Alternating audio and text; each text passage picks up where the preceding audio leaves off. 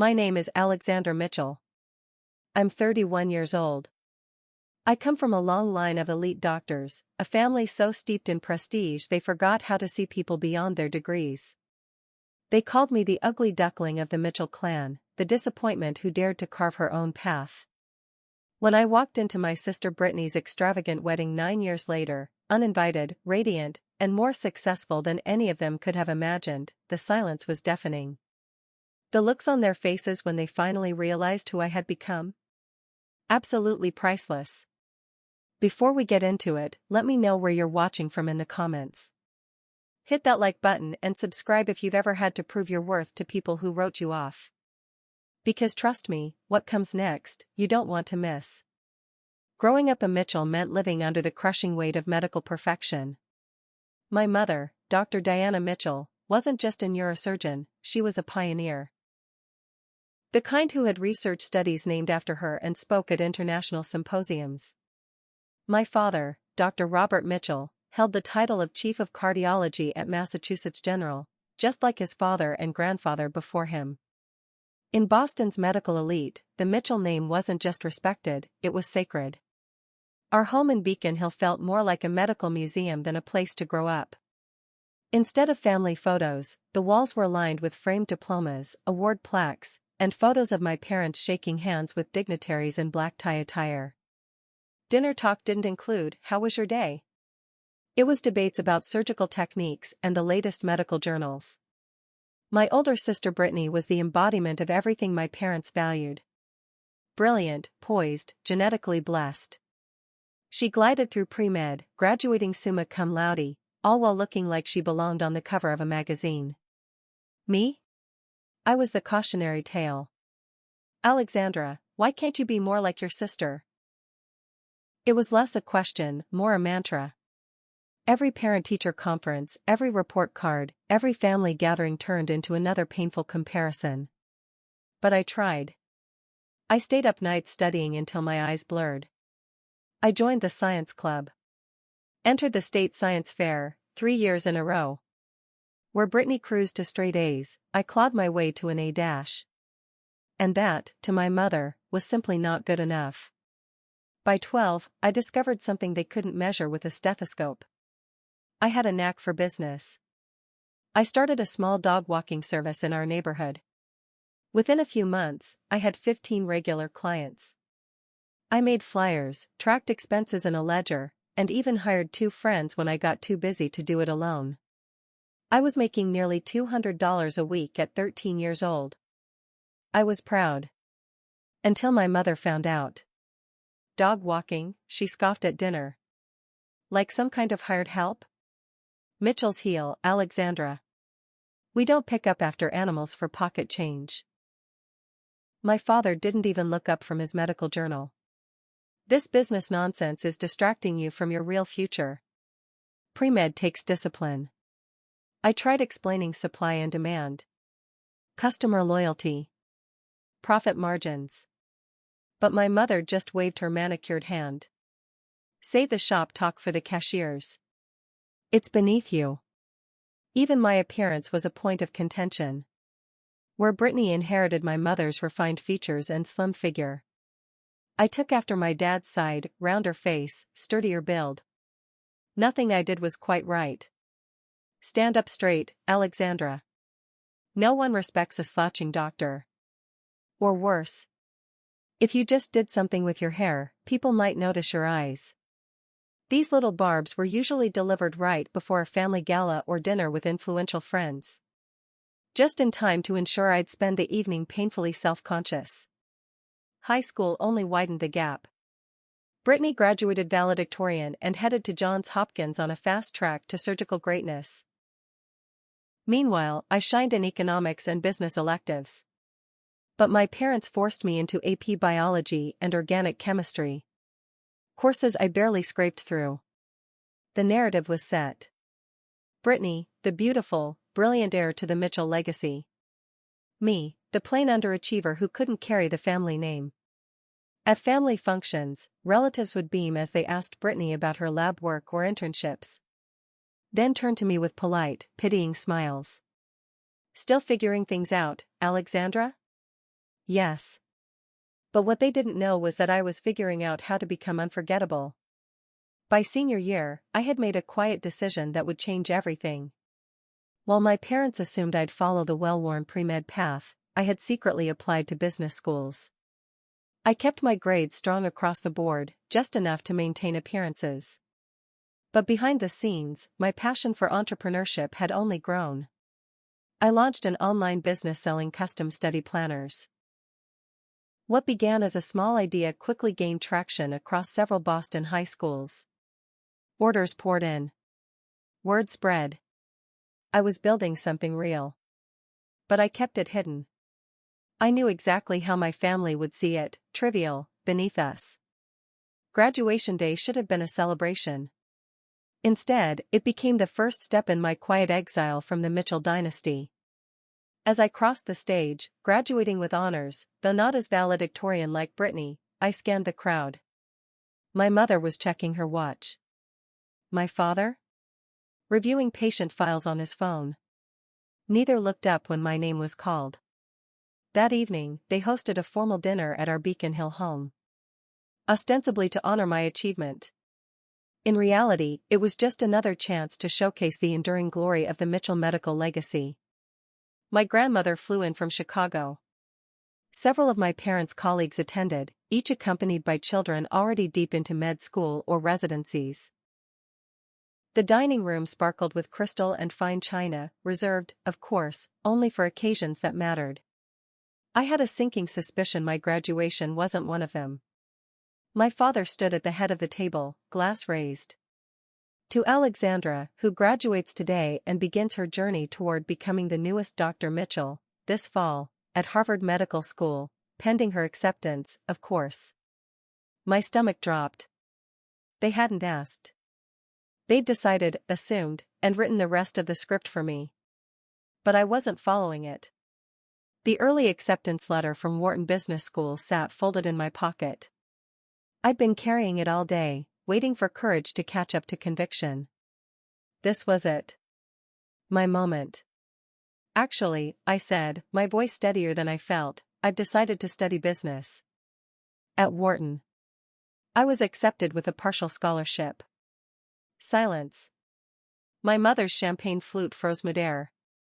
My father's smile hardened into something brittle and cold. Brittany, home from med school for the occasion, smirked into her water glass. That's an unusual joke, Alexandra, my mother said finally, her tone clipped. Perhaps save the humor for after dinner. It's not a joke, I said, pulling out the letter and laying it gently on the table. I've been passionate about business for years. This is what I want. My father's face darkened to a dangerous shade. Put that away, he muttered through clenched teeth. We'll discuss this in private. But it was too late. My mother snatched the letter and read it with growing fury. This is unacceptable, she sputtered. No Mitchell has ever gone into trade. We are healers, not shopkeepers. Business isn't shopkeeping, Mother. I want to revolutionize healthcare from the inside. Improve hospital efficiency, reimagine patient care. Enough. My father's hand slammed against the table. Crystal rattled. You've embarrassed us enough for one evening. Aunt Patricia, my mother's sister and a renowned thoracic surgeon, leaned in to whisper to my grandmother, not quietly enough. Always was the odd one.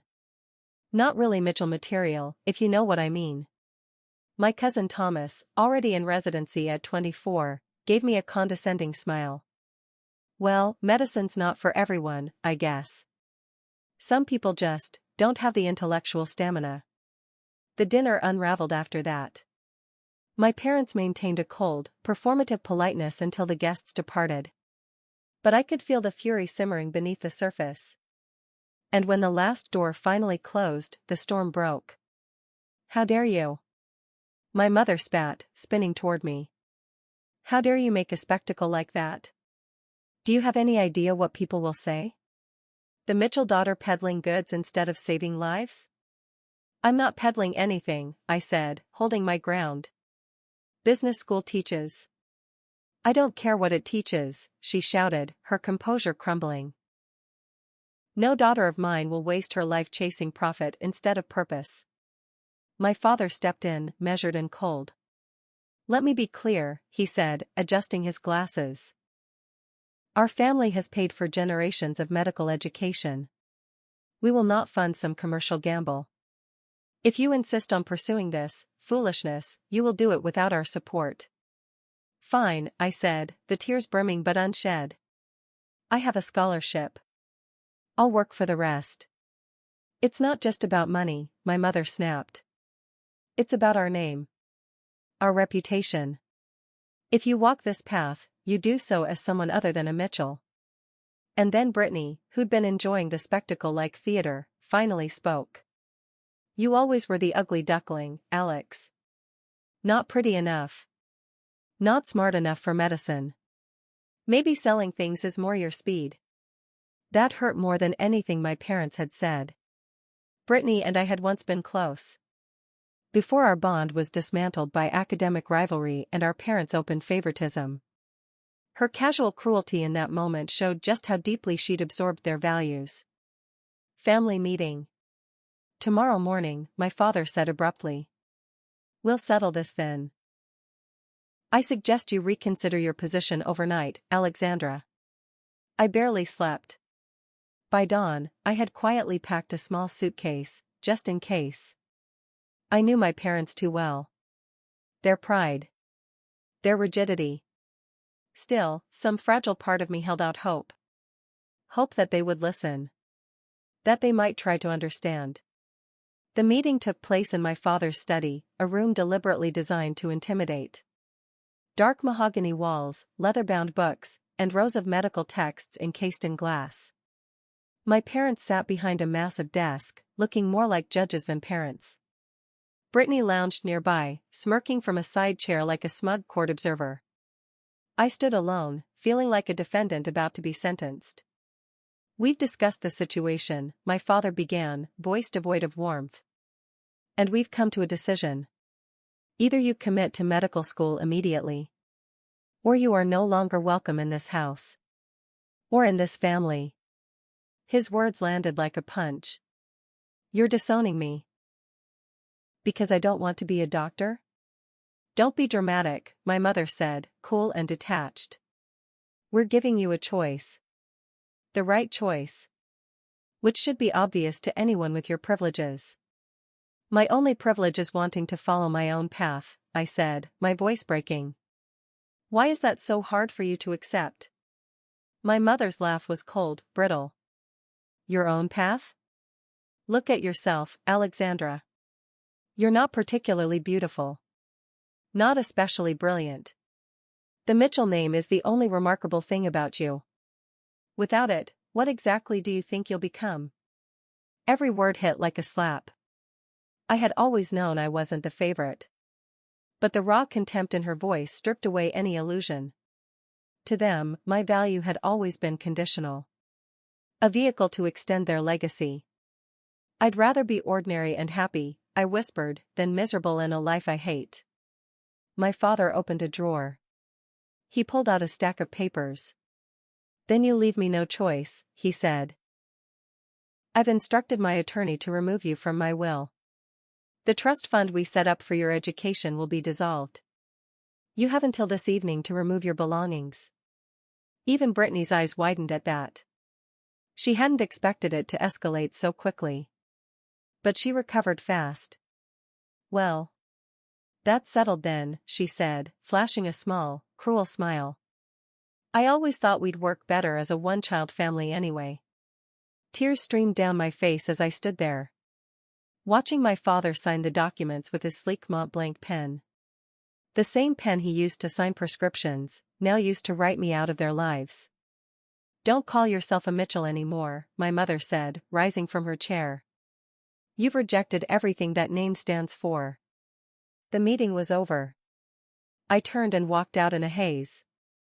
Upstairs, I packed the rest of what I could carry. Some clothes, a few books, my laptop. As I zipped the suitcase, Brittany appeared in the doorway. You could still backtrack, she said, not even looking up from her manicure. Tell them you've reconsidered. They'd forgive you, eventually. I looked at her. Polished, successful, emotionally hollow. Would you want me to live your life, if I hated every minute of it? She shrugged. Better than being a nobody. That afternoon, I walked out of the only home I'd ever known. I had $200 to my name, a suitcase full of basics. And a heart shattered beyond recognition. As the taxi pulled away from Beacon Hill, I didn't know if I'd ever see my family again. What I did know was this. I would either succeed on my own terms, or I would fail trying. But I would never again let someone else define my worth. The first few weeks after being disowned were a blur of panic and exhaustion. With my parents cutting off all financial support, and my partial scholarship to Wharton nowhere near enough to cover tuition and living expenses, I had to defer my admission. The dream that had once felt so vivid now seemed impossibly out of reach. I called the only person I truly trusted, Stephanie Carter. Her parents had always treated me with more warmth than my own ever had. Stay as long as you need, she said, without hesitation. Her tiny apartment became my refuge. Her couch, my bed. For 3 long months. Finding work was harder than I imagined. Without a degree, my options were limited. I scraped together 3 part-time jobs. Mornings at a local coffee shop. Afternoons answering phones at a small accounting firm. Weekends folding clothes and manning the register at a retail store. I barely had time to eat, let alone think. Most nights, I collapsed onto Stephanie's couch too exhausted to even cry. You're working yourself to death, she said one night as I counted my crumpled bills. There has to be a better way. I just need enough to enroll in state college, I replied. If I can't afford Wharton, I'll start smaller. I don't need a shortcut, just a foot in the door. By fall, I had scraped together enough to enroll at Massachusetts State University, supplementing what I had with student loans I knew I could barely afford. I couldn't live on campus, so I found a cramped studio apartment in a rough neighborhood, bars on the windows, unreliable heating, and the kind of silence at night that never felt safe. The 40-minute bus ride to campus became my study hall. I took the maximum course load that first semester while still working nearly full-time. I survived on instant noodles, black coffee, and raw determination. Most nights, I studied until my vision blurred. When other students griped about deadlines and unfair professors, I stayed quiet. They didn't understand what it meant to have no safety net. No backup plan. No one to call. During a business management course, I caught the attention of Professor Williams, a former venture capitalist who had pivoted to teaching after a lucrative career. After I submitted a paper analyzing inefficiencies in the healthcare industry, he asked me to stay after class. This perspective is rare, he said, tapping the pages. Most students only focus on profit margins. You're balancing patient outcomes and provider satisfaction alongside financial metrics. That's not common thinking. I explained my background carefully, just enough to give context, without revealing my family name. Healthcare is broken in ways that go beyond dollars, I told him. Administrative overload is crushing the time doctors can actually spend with patients. He nodded slowly. From that day on, he became my mentor. Where my family had dismissed my ideas as naive, he saw something valuable in my outside perspective. The best innovations often come from outsiders, he once told me. They see what insiders have grown blind to. By junior year, I had developed the early concept for what would eventually become my company. A software platform that streamlined administrative tasks for medical professionals and integrated patient data more efficiently. Ironically, the very family who had disowned me gave me the blueprint for it. I had grown up listening to them complain about paperwork robbing time from actual care. I graduated at the top of my class, despite working nearly full-time the entire way through. That night, instead of attending a celebratory dinner with proud parents, I sat alone in my slightly improved but still modest apartment. No balloons. No champagne. Just textbooks, business plans, and the quiet hum of my laptop. I allowed myself one night of self-pity. Then I got back to work. With Professor Williams' help, I secured a small business loan, backed by his personal guarantee. I've invested in dozens of startups, he said. None had a founder as relentless as you. The early days were brutal. I worked out of a shared incubator space and slept on a futon in the corner to save money. Every investor pitch was met with the same dismissal. Healthcare's too regulated for real disruption. You don't have the network to get into hospital systems. Each rejection only hardened my resolve. I fine-tuned the prototype, brought on 2 gifted programmers by offering equity, and started small, targeting independent clinics that big tech firms ignored. Bit by bit, we built a client base and gathered hard data. Our software reduced administrative workload by 34%, and billing errors dropped 27%. 2 years in, we got our break. A mid-sized hospital group, under financial strain, agreed to pilot our system. Within 6 months, their admin costs dropped. Patient satisfaction scores rose. They became our biggest champions, opening doors to larger healthcare networks. Our first major investor followed soon after. A healthcare-focused venture fund that offered $2 million for a 15% stake. That moment was about more than the money. It was validation. Proof that what I'd built mattered. With proper funding, we expanded the team, enhanced the platform, and moved out of survival mode. But I didn't change much. I still lived in the same apartment. Still drove the same used car. Still worked like bankruptcy was right around the corner. The fear I'd carried since being cut off never really left me. It shaped everything. Stephanie remained my emotional anchor. She had seen me at my worst, when I had nothing.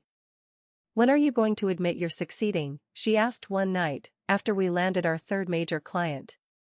"You've already proven them wrong." But by then, it wasn't about proving my family wrong. Somewhere in the fight, my purpose had shifted. I believed in what we were building. Not as revenge, but as real, human change. We weren't just creating software. We were making healthcare more humane. For both patients and providers. As our success grew, so did the need to confront things I'd been pushing down. I started therapy. Not because I was falling apart. But because I finally had the space to look inward. "Your achievements won't heal the wounds of rejection," Dr. Lawson told me. "That requires a different kind of work." She was right.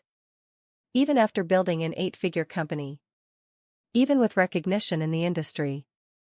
I still had dreams where my mother called me worthless. Where my father quietly erased me from the family with the stroke of his Mont Blanc pen. External success couldn't patch internal scars. But it gave me the tools to begin the healing. 5 years after walking out of my childhood home with nothing but a suitcase. I was no longer a disowned, couch-surfing dropout. I was the CEO of a thriving healthcare tech company. I had built something that mattered. Without the Mitchell name. Without their money. I had proven I could survive without them. But now, a harder question loomed. Could I truly thrive, while still carrying the weight of their rejection? That reckoning still awaited me. Because even as medtech innovations grew into a recognized industry disruptor, our system being rolled out in hospital networks nationwide, there was one final transformation I hadn't made yet. Becoming whole. Not in spite of where I came from, but because I chose something different. The software I had first envisioned as a college student, once a rough concept sketched in the margins of a notebook, was now saving hospital systems millions, while measurably improving patient outcomes. It was the perfect fusion of business insight and healthcare impact, exactly the kind of vision I had once tried to explain to my dismissive parents, who couldn't see past their rigid definition of success.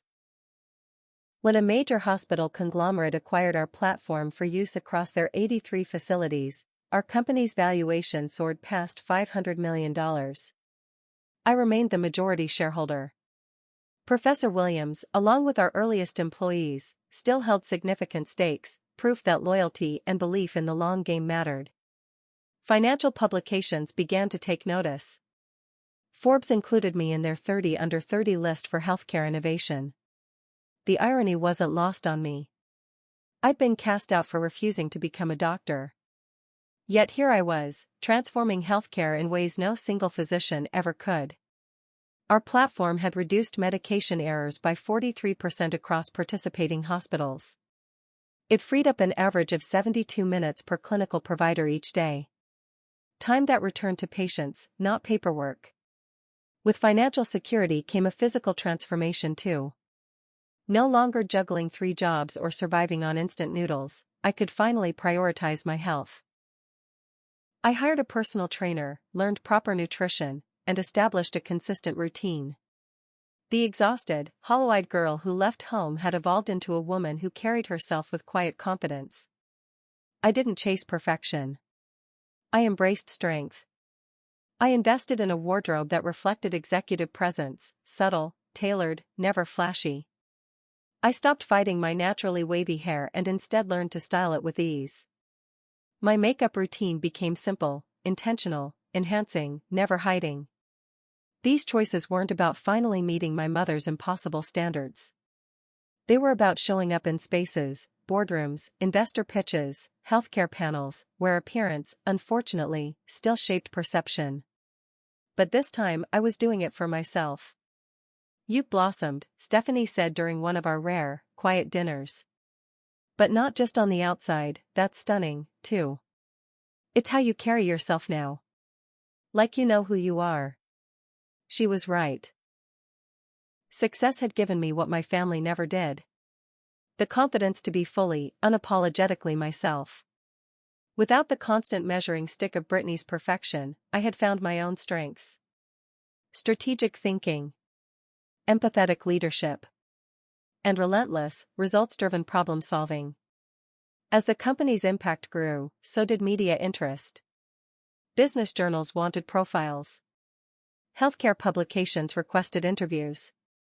And sooner or later, they always asked about my background. "Your insights into clinical systems are unusually sharp for someone without medical training," one journalist noted. "Where does that perspective come from?" I developed a well-practiced response. "I grew up surrounded by medical professionals," I'd say. I saw firsthand both their passion and the frustrations they faced working within broken systems. It wasn't a lie. But it allowed me to protect my privacy without betraying my truth. I never brought up my family. Not to criticize them. Not to trade on their name. My success stood on its own. Occasionally, distant relatives or old acquaintances reached out after seeing my name in a magazine. "Your parents must be so proud." They'd write, blissfully unaware of the rift. I never responded.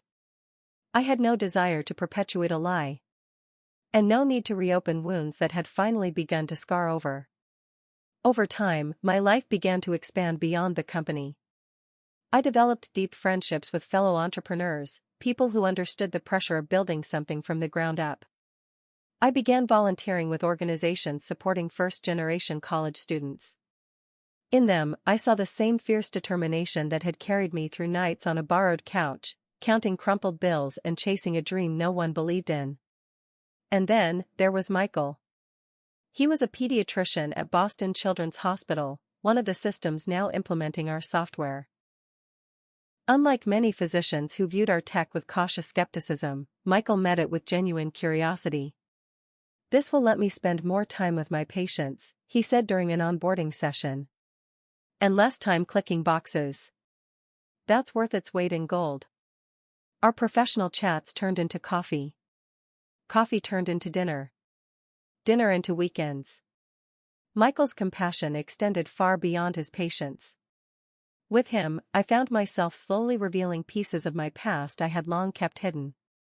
When I finally told him everything, the estrangement, the dismissal, the shame, he just looked at me and said, "They threw away someone extraordinary. That says everything about them, and nothing about you." His warmth helped soften pain I had carried for years. The kind of pain even success couldn't quite touch. With Michael, I began to imagine a different kind of future. One not built on conditional approval or performance metrics. A future with love. With marriage. Maybe even children. A family not defined by legacy or lineage, but by acceptance, respect, and choice. And yet, whenever conversations turned toward my family, a quiet hesitation still lingered. "You still believe you're unworthy of happiness," Dr. Lawson once observed in therapy. "Part of you accepted their judgment, that you were somehow less valuable." She was right. Despite everything I had accomplished, some deep part of me still carried their rejection like a shadow. Success had silenced the noise, but it hadn't rewritten the script I'd internalized. Complete healing, Dr. Lawson insisted, would require facing the part of my past I had so carefully avoided. The opportunity came unexpectedly. I was sitting in a salon waiting area, flipping through a society magazine, when I froze. There it was, Brittany Mitchell, featured in the engagement announcements. Her perfect smile beamed next to her fiancé, Dr. James Richardson, described as a rising star in medical technology. The wedding was scheduled for just 6 weeks away, at the Rosewood Hotel in Boston. My heart stuttered. James Richardson. The name rang a bell. Of course. He was the physician lead for technology integration at Massachusetts General, one of our company's largest clients. Though we'd never met personally, his team worked closely with our specialists during a major systems overhaul. When I showed the article to Michael, his brow furrowed. "Is this something you want to attend?" he asked gently. "You could always request an invitation." The idea made my stomach churn. "They wouldn't want me there." "Maybe not," he agreed. "But do you need them to want you there? Would seeing them, on your terms, help you finally step out from under their shadow?" We talked it over at length with Dr. Lawson. And eventually, I made my decision. I wouldn't ask for permission to attend. I wasn't going to make a scene. But I was going. After 9 years of silence, I would walk into my sister's wedding, not for reconciliation, not for revenge, but for closure. To face the family that once cast me out. To reclaim the version of myself they never bothered to see. "Just remember," Michael said as he helped me select a gown, "something elegant and timeless, you're not going to get their approval. And you don't need it. You're doing this for you." As the wedding date approached, I prepared myself mentally for what lay ahead. This time, I wouldn't be the insecure teenager they'd dismissed. I was Alexandra Mitchell, CEO, innovator, leader. Whatever happened at the Rosewood Hotel, I would finally stand in front of them not as their failure, but as someone they no longer had the power to define. The Rosewood shimmered that night with curated elegance. Valets in crisp uniforms directed a steady stream of luxury vehicles. Doormen welcomed guests in evening gowns and tailored suits. I sat parked across the street, heart racing as I watched the scene unfold. "You don't have to do this," I whispered, gripping the steering wheel. 9 years had passed. I could drive away, return to my life, and continue building something extraordinary. Without ever reopening this wound. But deep down, I knew Dr. Lawson had been right. Until I faced this, some part of me would always remain unfinished. I glanced at the mirror. The woman staring back at me was no longer a girl escaping rejection with a single suitcase. My hair flowed in soft waves. My face had settled into its structure, refined and sure. The gown I wore was subtle but unmistakably designer. A quiet signal of success, not a cry for attention. I stepped out of the car, handed the keys to the valet, and walked toward the entrance with the kind of poise no one could gift you, you had to earn it. Inside, the ballroom was a vision of white orchids, crystal chandeliers, and the hum of polite conversation. According to the sign in the lobby, the reception was already underway. I blended in without a glance. I had no physical invitation, but I wore one in my posture, my presence, and the confidence that came from no longer needing anyone's permission to exist. The room shimmered. Hundreds of guests mingled, sipping champagne, waiting for the bride. I slipped toward the edge of the room, beside a towering floral arrangement, surveying the scene. Familiar faces dotted the crowd, distant relatives, old family acquaintances, medical colleagues of my parents. Then I saw her. Dr. Diana Mitchell, my mother, stood among a circle of admirers, graciously accepting congratulations on her daughter's marriage into yet another prestigious medical family. She had aged, more lines around her mouth, more gravity in her expression. But the imperious posture remained. Every inch the untouchable matriarch. My father stood nearby, silver-haired and stately in his tuxedo, looking every bit the legacy he had spent his life curating. A hush fell over the ballroom. The bride had arrived.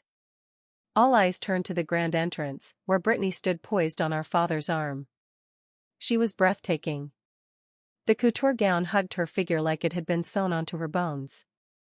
Her hair swept into a graceful updo, the family diamonds catching the light at her throat. She looked every bit the perfect daughter. The obedient one, the heir to the Mitchell name. Her expression was serene, satisfied. As if she had done everything right. And perhaps, by their standards, she had. I watched in silence through the ceremony and the initial toasts. Unseen. Unacknowledged. Until. Alexandra? I turned at the familiar voice. An elderly great-aunt was peering at me, squinting through her glasses. Alexandra Mitchell, is that you, dear? Before I could speak, my mother's head snapped in our direction with radar-like precision. Her eyes narrowed, first in confusion, then in unmistakable horror. She abandoned her conversation mid-sentence and cut through the crowd, moving with purpose. "What is this defect doing here?" she hissed, low but venomous, when she reached us. "You are not welcome." Great-aunt Harriet, who had recognized me moments earlier, blinked in stunned confusion and backed away quietly. My mother grabbed my arm with startling force, attempting to steer me toward the exit. I gently but firmly peeled her hand away. "Hello, Mother," I said, my voice calm. "You're looking well." Her eyes raked over me, taking in the elegant dress, the confident posture, the unmistakable markers of success that now shaped the woman she'd once cast out. For the briefest moment, her expression faltered, confusion flickering behind the anger, before hardening again. "Security," she snapped to a nearby staff member. "We have an uninvited guest." The commotion began to draw attention. Heads turned. Conversation stalled. And then Brittany appeared. She pushed through a ring of onlookers, her wedding gown rustling with each irritated step. The joy she'd worn just moments ago evaporated the instant she saw me. "You weren't invited," she said flatly. "How dare you try to ruin my day?" "I'm not here to ruin anything," I replied. "I came to offer congratulations, after 9 years of silence." She scoffed. "You disappeared without a word. And now you just show up?" She turned to the staff again. "Security. Please remove her." A hotel security officer approached, looking clearly uncomfortable. As he reached for my arm, another voice cut through the rising tension. "Stop right there." A tall, composed man in a tailored tuxedo strode toward us, Dr. James Richardson, Brittany's new husband. He looked between me, Brittany, and my mother, eyebrows furrowing. "What's going on here?" he asked. "Just removing an uninvited guest, darling," Brittany said quickly, slipping her arm into his. "Nothing to worry about." James's gaze lingered on my face. Recognition slowly dawned. "Wait a minute," he said. "Aren't you?" "She's no one important," my mother cut in sharply. "Just a former family acquaintance who misunderstood the guest list." James recoiled slightly, clearly unsettled. "How dare you," he said, voice rising with sudden indignation. "This woman is—" "You have no idea, do you?" I interrupted smoothly, locking eyes with Brittany. By now, the crowd had grown. Guests were openly watching. Several phones were raised discreetly, capturing the moment. Brittany's expression wavered. What are you talking about? My father pushed through the crowd then, thunder etched into his face. Alexandra, you will leave immediately, he commanded, using the same tone that had once silenced me. But not anymore. Before I go, I said, my voice rising clearly above the hush of the ballroom. Perhaps you should all know who you're throwing out. James looked from me to my family, confused. Can someone please explain why you're treating Alexandra Mitchell this way? The sound of my full name sent a ripple through the crowd. Guests began murmuring. You know this person? My mother asked him, tension creeping into her voice. Know her? James stared at her in disbelief.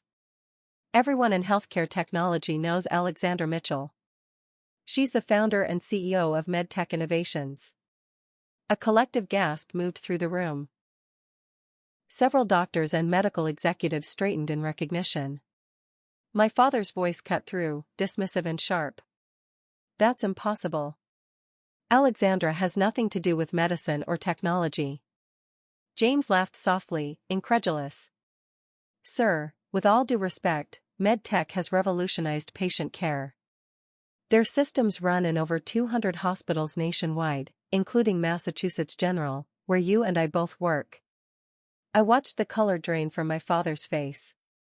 My mother stood frozen, caught between disbelief and dawning realization. Her voice softened suddenly as she reached for my hand. Alexandra, she said, tone honeyed, this is clearly a misunderstanding. Of course you're welcome at your sister's wedding. I sidestepped her outstretched hand, my voice still composed. Is that so? A moment ago I was a defect you wanted removed. More guests were filming now. The glittering crowd of doctors and donors too transfixed to look away. Brittany looked as if she might combust. Her perfect day spiraling into chaos. Could we discuss this privately? My father said, shooting anxious glances at the onlookers. I think we're well past privacy, I replied. 9 years ago, you made it clear I was no longer part of this family because I chose business over medicine. You said I'd never amount to anything without the Mitchell name. I turned to address the crowd, my voice steady. What none of you knew was that the Mitchells disowned their younger daughter for daring to follow a different path. They threw me out with nothing but a suitcase and told me never to use the family name again. The silence in the ballroom was electric. Several older guests looked distinctly uncomfortable. Others couldn't tear their eyes away. My story, my truth, had finally been spoken. And no one could silence it now. I turned back to my stunned family and continued, calmly. I kept my promise. I built my company, and my reputation, without trading on the Mitchell name or your connections. And ironically, my work has likely done more for patient care than many individual physicians will achieve in their careers. Brittany was staring at me, her expression unreadable, somewhere between anger and disbelief. James looked from me to her and back again, as though trying to reconcile two clashing realities. I think, he said slowly, we have a great deal to discuss. The confrontation had moved from the ballroom to a private anteroom. But nothing about it felt private anymore. Guests had captured video. Social media whispers followed us like a rising tide. Hotel staff closed the doors behind us as James loosened his bow tie and sank into a chair, still visibly shaken. Let me get this straight, he said, looking between me and my family. You haven't spoken in 9 years, because they disowned you for choosing business over medicine? My mother attempted to regain control of the narrative. James, dear, family matters are complex. Alexandra made certain choices that led to her creating the software system our entire hospital network depends on, James cut in sharply. My father's head snapped up. What are you talking about? James turned to him, incredulous. 3 years ago, Mass General was hemorrhaging money due to billing errors and inefficient administration. MedTech's system reduced overhead by 27% in the first year. It practically saved the hospital when Medicare reimbursements were slashed. He gestured toward me. The board considers it the most important operational decision of the decade. Then, turning directly to me. Which is why I've been trying to meet you for months. I had no idea you were related to Brittany. We're not related, my mother said coldly. Alexander rejected our family. Actually, I said, evenly, you rejected me. You told me I was no longer a Mitchell because I refused to follow your path. Brittany had been silent until now. Her flawless wedding makeup was beginning to smudge, streaked by angry tears. You could have reached out, she finally said. In 9 years, you never once called. I looked at her. Would you have answered? She didn't reply. She didn't need to. The door opened again. An older gentleman in a tailored suit stepped inside. I recognized him instantly, Dr. Harold Winters, chairman of the board at Massachusetts General. His eyes widened when he saw me. Ms. Mitchell. What a surprise. He looked around the tense room, clearly sensing the charged atmosphere. Is everything all right? Dr. Winters, James said, standing. Did you know Alexandra is Dr. Robert Mitchell's daughter? Winters looked puzzled. Of course he stopped, studying my face again. His expression changed. Wait. You're that Mitchell. The one who. His voice trailed off as realization set in. Good God. The anonymous donor is you. I blinked. Even I hadn't expected that to come out. I had made several significant charitable donations to hospitals using our systems, including a major gift to MGH's Technology Modernization Fund. But I had insisted on anonymity. I never wanted the Mitchell name to eclipse the work itself. You're the $15 million donor? My father asked, stunned. The one who funded the pediatric tech wing? Dr. Winters nodded, now visibly uncomfortable. The board has tried for years to persuade Ms. Mitchell to let us publicly acknowledge her generosity, he said gently. She's always declined. He turned to me with a note of apology. I had no idea about your family situation. The room fell silent as my parents absorbed the truth. And then, remarkably, my mother's face began to shift. Her expression, once furious, softened into something eerily familiar, calculated warmth. She was re-evaluating her discarded daughter. Alexandra, she said smoothly, her voice suddenly maternal, clearly there have been misunderstandings. We've always been proud of you, of course. Perhaps it's time we put the past behind us. We're still a family. The insincerity hit me like a sour note in a symphony. 9 years of silence. 9 years of indifference. And now, she wanted to play the part of the loving mother? Because I had wealth? Because I had power? I took a breath. No, I said, quietly but with certainty. That's not going to happen. They stared at me. I didn't come here for revenge. I didn't come hoping to reconcile. I came for closure. I reached into my clutch and pulled out a folded piece of paper. A letter. Written years ago in therapy. Dr. Lawson had encouraged me to write it, just to release what I'd held inside. I unfolded the paper. Since we're all here, I said, I might as well share it now.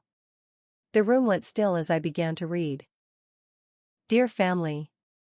When you disowned me, you didn't just cut me off financially. You confirmed a message I'd heard my entire life.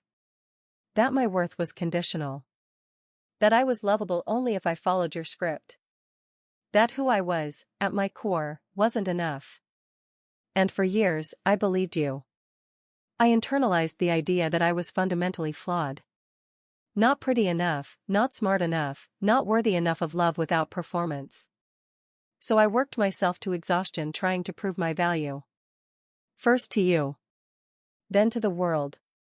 And eventually, to myself. But here's what I've come to understand. The deficiency was never in me. It was in your narrow definition of success. In your inability to love without conditions. In your use of approval as a weapon. A parent's job is not to mold their child into a reflection of themselves. It's to support their child in becoming who they truly are. I don't hate you. That would take too much energy. Instead, I've learned to become the parent to myself that you never were. Supportive. Proud. Loving. I built a company that serves millions of patients and supports thousands of healthcare workers. Including, ironically, the very hospital where you practice. I didn't build it to spite you. I built it because it was the work I was meant to do. The fact that you couldn't see that possibility says everything about your limitations. And nothing about mine. I refolded the letter and returned it to my clutch. The room stayed silent. Several wedding guests, board members and hospital administrators who now understood the gravity of what was unfolding, looked visibly uncomfortable. Brittany was the first to speak, her voice smaller than I'd ever heard it. I didn't know they treated you like that, she said. I knew they favored me, but... She looked down at her wedding gown, then back up at me. I was jealous of you, you know. Jealous of me? I couldn't hide my surprise. You had the courage to defy them, she said. To choose your own path. I've spent my whole life following their blueprint, terrified of disappointing them the way you supposedly did. Her laugh was hollow. And look how that turned out. You're changing healthcare. I'm just another surgeon in the family line. My father cleared his throat, his voice straining for dignity. Alexandra. Clearly, we misjudged your potential. The Mitchell family has always valued excellence, which you've obviously achieved. Perhaps it's time to bring you back into the fold, restore your inheritance and your position. I looked at him, really looked at him. Dr. Robert Mitchell, once a towering figure, now seemed smaller, diminished by the realization that the daughter he discarded had surpassed him in influence in his own field. I don't need your fold, I said gently. I've built my own. I don't need your inheritance, I've created my own wealth. And I certainly don't need your approval, which only seems to appear now that I've become financially successful. My mother started to protest, but I raised a hand. I didn't come here to hurt you or embarrass you. I came because I needed to face this final demon, the fear that I truly was worthless without your approval. But standing here now, I finally see the truth. I was never the defective one in this family. James stepped forward, glancing between Brittany and me. I had no idea about any of this, he said. Brittany never even mentioned she had a sister. Because they conditioned me to erase her, Brittany admitted, her tears falling freely now. To pretend she never existed. Like some family shame. She looked at me, her voice breaking. I'm sorry, Alex. I was cruel to you. I participated in their rejection because it made me the good daughter by comparison. I nodded, acknowledging her apology, though I couldn't yet accept it. 9 years of silence couldn't be undone with a single expression of regret. I think, I said quietly, gathering my clutch, it's time for me to go. This is still your wedding day, Brittany. I truly do wish you happiness. As I turned to leave, James stopped me. Wait, he said. You should know. I sought out a connection with MedTech because I wanted to meet you.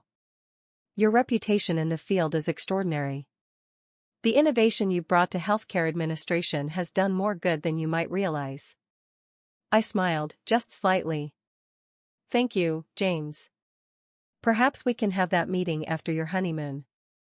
Professionally speaking, of course. My parents watched in stunned silence as I walked toward the door. The once powerful Mitchells, who had cast me out so casually, now seemed diminished. Revealed for what they truly were. People whose conditional love and rigid expectations had cost them a daughter. Dr. Winters followed me into the hallway. Ms. Mitchell. Alexandra, he said gently. I hope this unfortunate revelation won't affect your relationship with the hospital. Your contributions have been invaluable. The hospital's mission is separate from my family drama, I assured him. My commitment to improving patient care hasn't changed. As I stepped into the hotel lobby, I felt lighter than I had in years. The confrontation hadn't ended with a tearful reunion or dramatic forgiveness. There had been no last-minute reconciliation, no sudden embrace. But something far more valuable had taken place. Truth. The truth that I had succeeded not in spite of being cast out, but perhaps because of it. The truth that their rejection had freed me to become someone they couldn't have imagined. Outside, the cool evening air filled my lungs. I spotted Michael waiting by his car, exactly where he promised he'd be. His face lit up with relief as soon as he saw me. He opened the passenger door and asked, gently, "How did it go?" I took one last look at the gleaming hotel, where the remains of my former family were no doubt scrambling to contain the reputational fallout. "It went exactly as it needed to," I said aloud, more to myself than anyone else. Then I stepped into my future, leaving the past where it belonged, behind me. Michael's car pulled away from the Rosewood Hotel, carrying me from the epicenter of the familial earthquake I had just triggered. The magnitude of what had occurred was still settling into my bones. After 9 years of silence, I had confronted my family, not as the discarded, unworthy daughter they once saw, but as a woman whose success they couldn't ignore, diminish, or control. "You're very quiet," Michael said gently, glancing over at me. "Are you okay?" I considered the question seriously. Was I okay? The confrontation had been raw, tangled, and deeply human. There were no cinematic flourishes, no dramatic takedowns, no tearful reconciliation. Just uncomfortable truth. My family's naked calculation when they realized who I'd become. Brittany's unexpected confession of jealousy. The public unraveling of the Mitchell family myth. "I think I am," I finally answered. Not triumphant. Not devastated. Just free. Michael reached across the console and squeezed my hand. "Freedom looks good on you." In the days that followed, the ripples from the wedding confrontation spread quickly through Boston's medical and social circles. Dr. Winters called to inform me that my parents were in full damage control mode after video footage of the incident circulated among hospital staff. "Several board members have voiced concern about your father's judgment," Winters said delicately. "They're re-evaluating how someone capable of discarding his own daughter fits into our values." He paused, then added, "Your parents built their reputation on appearing perfect." This complicated that narrative. I felt no triumph. The girl I used to be might have craved vindication, but the woman I had become understood the emptiness of revenge. Their careers, their curated image, their cocktail party prestige. It all felt paper-thin in contrast to their most fundamental failure. The inability to love without condition. 2 weeks after the wedding, Stephanie came over for dinner at my apartment. "So let me get this straight," she said, settling onto the couch with a glass of red wine. "You crashed your sister's wedding, revealed yourself as a secret millionaire, and exposed your family's dirty laundry in front of Boston's elite." She raised an eyebrow and grinned. "Just another Saturday night for Alexander Mitchell." I laughed in spite of myself. "When you put it that way, it sounds like a soap opera." "Life often does," she said, then softened. "But the real question is, did it give you what you needed?" I considered her words as I sipped my wine. "I think it did. Not because I embarrassed them. Not because I proved anything. But because, for the first time, I saw them clearly. They're just people. Flawed, fearful people who built their worth around external validation." I looked at Stephanie. And I realized, I don't want what they have. A life measured by prestige instead of joy. Success without connection. Achievement without meaning. That night solidified something I had been working toward in therapy for years. The understanding that while their rejection had wounded me deeply, their approval would never have healed me. Healing had to come from within. From choosing a life aligned with who I truly am. Not the version they demanded. In the months that followed, I channeled that clarity into action. Medteca continued to thrive, but I stepped back from the day-to-day, trusting my executive team with operational leadership. I created space for something deeply personal. The Fresh Start Foundation. A nonprofit offering scholarships and mentorship to young people who, like me, had been rejected by their families for choosing a different path. I can't change what happened to me, I explained at our board launch. But I can help others avoid the same pain. The foundation attracted support from unexpected allies, including several physicians who'd witnessed the wedding drama firsthand. Dr. Winters joined our advisory board and offered access to his network in medical education. More doctors than you'd think have kids who chose different paths, he confided. Your story resonated more than you know. Our mission was holistic, not just financial aid, but therapy, community support, and mentorship. Each scholarship recipient became a symbol of possibility, of what could happen when young people were empowered to follow their truth without being cut off from love or support. In them, I saw echoes of myself. And in guiding them, I became the mentor I had once needed so desperately. 6 months after the wedding, I received an unexpected email. From Brittany Mitchell. Subject: Can we talk? I stared at it for a long time before responding. We agreed to meet at a quiet cafe in Cambridge. Neutral ground, far from Beacon Hill, far from legacy, far from pain. My sister looked different from the radiant, confident bride I'd last seen, more subdued, with simpler makeup and a softer hairstyle. James and I are separating, she announced without hesitation.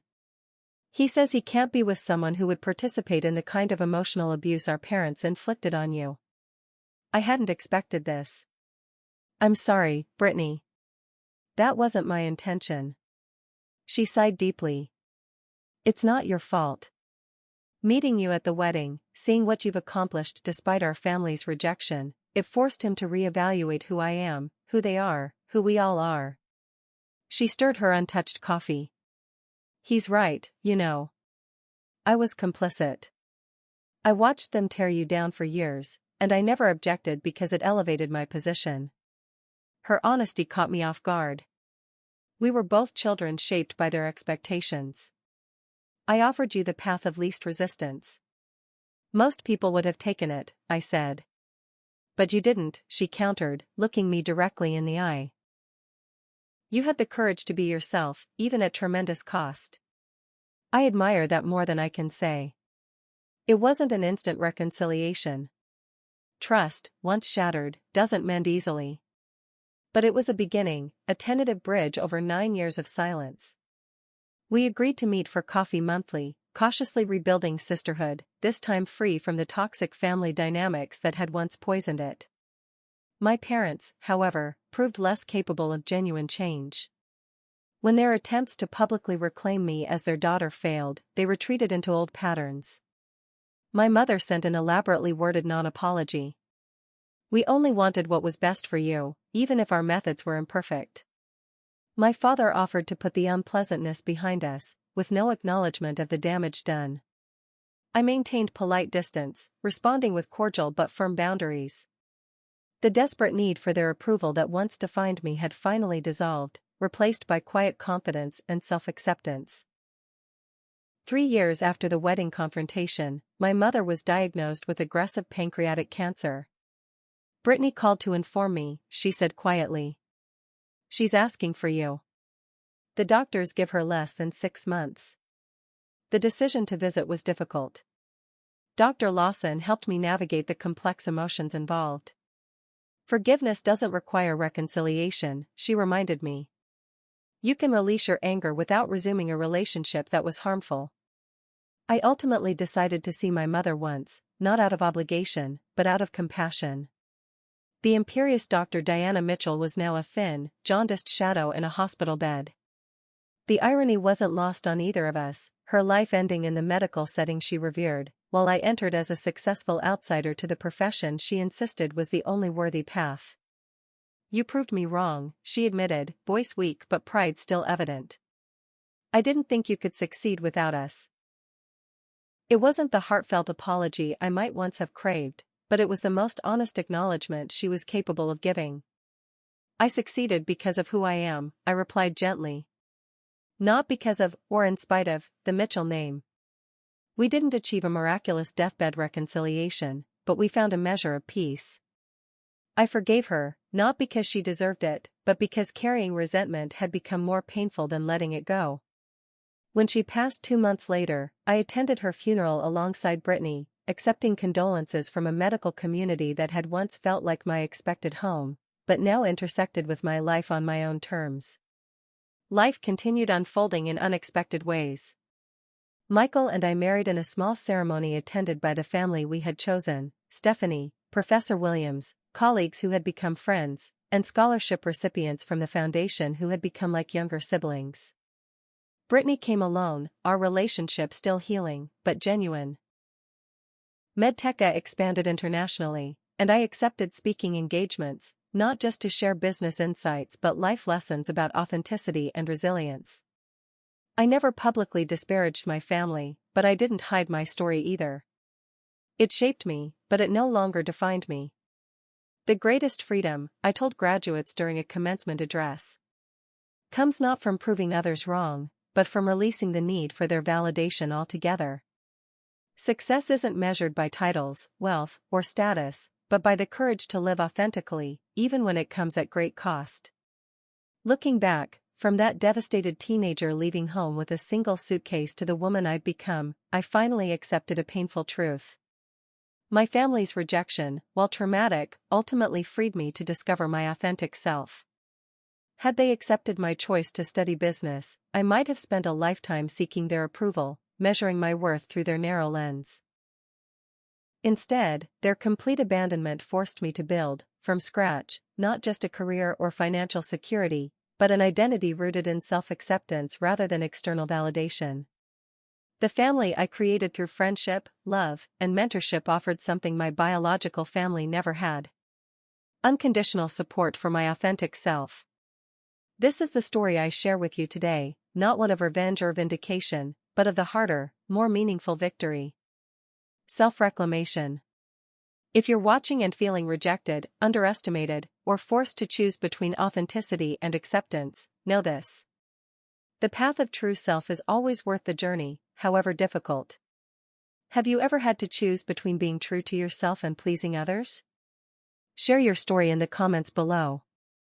If this resonated with you, please like this video and subscribe for more authentic life journeys. Remember, family isn't always defined by blood, sometimes it's the people who love us exactly as we are.